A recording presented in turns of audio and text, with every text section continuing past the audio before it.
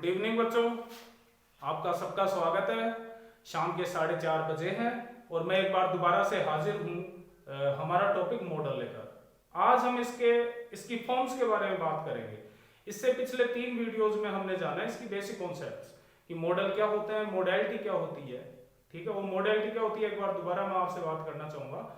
Modality हमारे विचार है जो हम कोई भी चीज के प्रति दिखाते हैं, व्यक्त करते हैं, एक्सप्रेस करते हैं, जो कि फैक्ट नहीं है। ओके, फैक्ट तो ऐसा होगा कि जैसे कि दिस इज वॉल, ओके, यानी कि ये एक दीवार है, ये तो फैक्ट हो गया जो एक सच्चाई है। लेकिन यदि मैं मेरा सिर्फ विचार, मेरे को फैक्ट का पता नहीं है, तो मैं मेरे विचार एक्सप्रेस करूंगा, वो मैं मॉडल की सहायता से एक्सप्रेस करूंगा। मैं बोल सकता हूं it may be A wall, ये एक दीवार हो सकती है, ये मेरा विचार है ना कि एक फैक्ट है। ठीक है, तो हमारी मॉडलिटी को एक्सप्रेस करने के लिए हम जिन वर्ड्स को या वर्ब्स को काम में लेते हैं उन शब्दों को मॉडल कहा जाता है। हम आगे विस्तार से मॉडल के बारे में जाने कि कौन से मॉडल का क्या यूज है, कौन से मॉडल को कहां पे काम में लिया जाता है। उससे पहले ये जानना जरूरी है कि सबसे पहले हम ये जाने कि मॉडल वर्ब्स किस रूप में काम में लिए जा सकते हैं और कोई भी सेंटेंस में उसकी पोजीशन क्या होती है। तो बच्चों, हम सबसे पहले देखेंगे कोर मॉडल वर्ब्स। पिछले वीडियो में हमने बात कर ली थी, 2 भागों में बांटा गया मॉडल वर्ब्स को, कोर मॉडल वर्ब्स और सेमी मॉडल वर्ब्स। कुल टोटल 13 मॉडल वर्ब्स होते हैं, जिनमें से 9 कोर मॉडल वर्ब्स होती हैं और 4 सेमी मॉडल वर्ब्स होती है। तो हम सबसे पहले देखेंगे core modal verbs. Core modal verbs जिनकी संख्या 9 हुआ करती है, उसकी फॉर्म किस सेंटेंस में उसको किस रूप में हम काम में ले सकते हैं। तो बच्चों, कोर मॉडल वर्ब्स को हम जिस रूप में काम में लेंगे, सबसे पहले तो हमें यानी कि ये जान लेना बहुत जरूरी है कि हर मॉडल वर्ब की सिर्फ एक ही फॉर्म हुआ करती है। उसकी ना तो कोई टू इन्फिनेटिव फॉर्म होती है, ना कोई आईएनजी फॉर्म होती है, ना ईडी फॉर्म होती है, यानी पास्ट फॉर्म भी नहीं होती है कोई भी मॉडल की। उसकी एक ही फॉर्म हुआ करती है जो कि जिस रूप में हम उसे लिखते हैं। जैसे कि मस्ट की मस्टेड नहीं होगी, ना कोई फ्यूचर फॉर्म होती है। ओके, कोई भी मॉडल वर्ब बेसिकली प्रेजेंट या फिर फ्यूचर के लिए हमारे ओपिनियन को एक्सप्रेस करने के काम में लिया जा सकता है। लेकिन ऐसा भी नहीं है कि उससे हम सिर्फ प्रेजेंट और फ्यूचर की बात करें। हमारे ओपिनियन तो पास्ट के लिए भी हो सकते हैं, कॉन्टिन्यूअस के लिए भी हो सकते हैं, वो भी हम आगे जानेंगे। सबसे पहले हम बात करेंगे अफर्मेटिव सेंटेंस की, यानी कोई भी पॉजिटिव सेंटेंस बनाते हैं तो हमें मॉडल वर्ब्स के बारे में क्या क्या बातें ध्यान में रखनी चाहिए। तो बच्चों, कोई भी मॉडल वर्ब हमेशा सब्जेक्ट और मेन वर्ब के बीच में, एकदम बीच में काम में ली जाएगी और इसके बाद में हमेशा मेन वर्ब की बेस फॉर्म काम में ली जाती है। बेस फॉर्म, ओके, ध्यान रखना। बेस फॉर्म क्या होती है?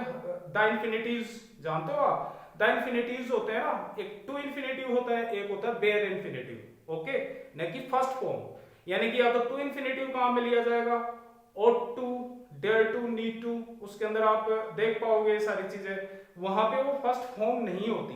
ठीक है, नहीं तो हमारा ये रूल तो यहीं पे ही खत्म हो जाता, चालू होने से पहले ही खत्म हो जाता कि सर यूज टू के बाद में बेस फॉर्म कैसे नहीं आ रही, यानी फर्स्ट फॉर्म कैसे नहीं आ रही, टू कैसे आ रहा है। उसका जवाब यही है बच्चों, क्योंकि टू इन्फिनेटिव्स काम में लिए जाते हैं और इन्फिनेटिव्स 2 प्रकार के होते हैं, एक तो बेयर इन्फिनेटिव और एक टू इन्फिनेटिव। किसी सेपरेट वीडियो में हम इन्फिनेटिव्स की भी बात करेंगे।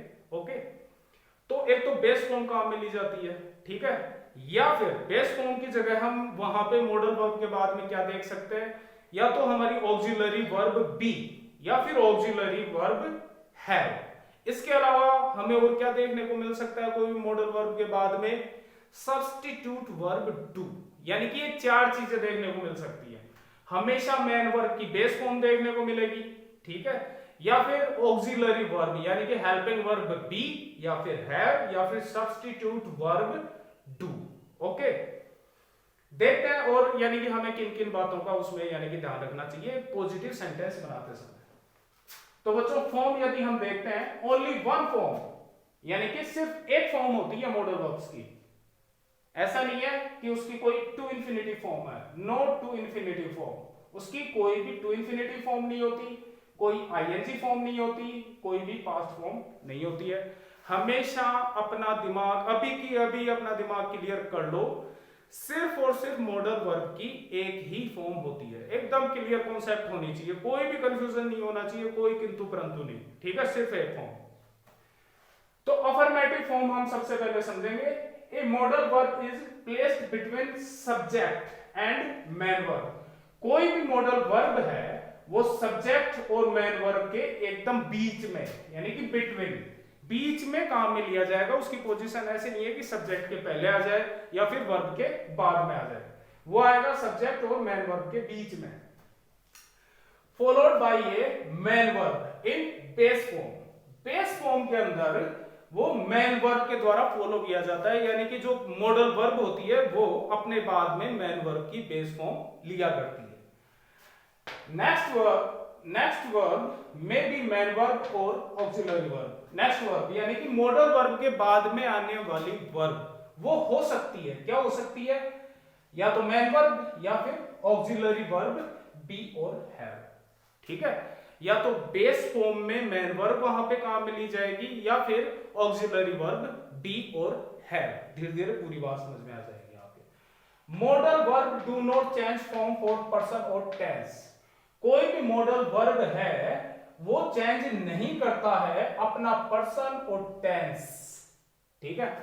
हम देखते हैं टेंस हमने पढ़े, तो टेंस के अंदर हमने क्या पढ़ा, वर्ब को हम चेंज कर रहे थे। हमारा जो सब्जेक्ट होता था, सब्जेक्ट के पर्सन और नंबर को देखते थे, सिंगुलर सब्जेक्ट के साथ सिंगुलर वर्ब और प्लूरल सब्जेक्ट के साथ प्लूरल वर्ब, तो नंबर के हिसाब से वर्ब काम में ले रहे थे।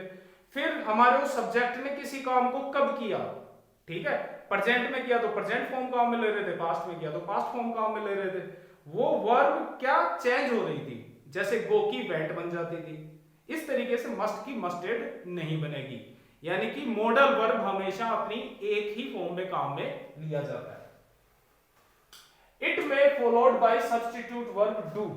यह फॉलो किया जा सकता है किसके द्वारा, सब्स्टिट्यूट वर्ब डू के द्वारा। सब्स्टिट्यूट वर्ब क्या होती है, इस बात को कुछ ऐसे समझो जैसे अभी कोरोना काफी फैला हुआ है, ठीक है, तो इसकी कोई भी मेन वैक्सीन हो, अब तक कोई वैक्सीन नहीं थी मान लो कुछ समय पहले तक, उससे पहले हम कुछ सब्स्टिट्यूट मेडिसिन काम में ले रहे थे उसके लिए, जैसे रेमडेसिविर, काफी नाम सुना होगा, जो कि हजारों में लाखों में ब्लैकमेलिंग हुई है जिस इंजेक्शन की। तो वो जो वैक्सीन थी, वैक्सीन नहीं थी वो मेडिसिन थी, ठीक है। जैसे उस मेडिसिन को कोरोना को ठीक करने में काम में लिया जा रहा था, तो वो सब्स्टिट्यूट मेडिसिन थी, ठीक है, यानी कि कोरोना वैक्सीन की जगह काम में ली जा रही थी। अब मान लो कोवैक्सीन उसकी मेन वैक्सीन है, अब उसकी जगह यदि हम कोविशील्ड लगाते हैं, ठीक है, यदि वो उपलब्ध नहीं है तो उसका सब्स्टिट्यूट हो जाएगा कोरोना शील्ड। आ रही है बात समझ में। तो यदि हम हमारे किसी काम को दोबारा से उसको एक्सप्रेस नहीं करना चाहते तो सब्स्टिट्यूट वर्ब डू वहां पे काम में ले लेंगे। जैसे कि मैंने कहा ही मे गो, ठीक है, फिर दूसरे लड़के ने बोला yes sir you are right you may do, यानी वो जा सकता है।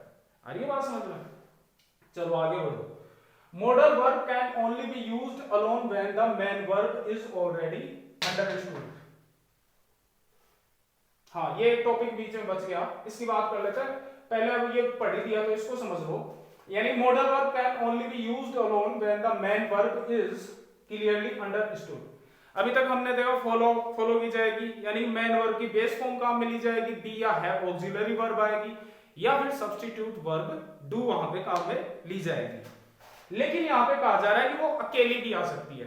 कब आ सकती है, जबकि यानी कि जो मेन वर्ब है ना वो अंडरस्टूड हो, ठीक है। जैसे मैंने बोला ही मे गो, ठीक है, अब मेरा कोई कलीग सुन रहा है, अब उसी बात को यानी वो अपना एग्रीमेंट दे रहा है, तो यानी कि अब मेरे लिए जाने वाली बात मेरे और उसके लिए दोनों के लिए अंडरस्टूड है, तो वो बोल सकता है yes you are right he may, okay, he may do भी बोल सकता है, ऐसे ही बोल सकता है ही मे। आ रही है बात समझ में। तो इस तरीके से अकेले भी आ सकती है। दूसरा है modal verb can not be used with another modal verb, यानी कि मॉडल वर्ब कभी भी दूसरी मॉडल वर्ब के साथ काम में नहीं ली जा सकती, यानी कि एक साथ दो मॉडल वर्ब्स कभी भी काम में नहीं ली जाएगी। ठीक है बच्चों, आज के लिए इतना काफी है, इसको आप लिख लें, स्क्रीनशॉट लें, यूट्यूब का यही फायदा है, स्क्रीनशॉट लें उसका, फिर आराम से उसको लिख लें। जो बच्चे मेरे पास नहीं पढ़ पा रहे हैं वो इसके नोट्स बनाएं, ठीक है, और कोई भी आपको दिक्कत होती है कमेंट में लिख दें। हो सकता है आज शाम तक नेक्स्ट वीडियो और इसकी फॉर्म के ऊपर ही बना दूं। ओके, नमस्कार, जय हिंद।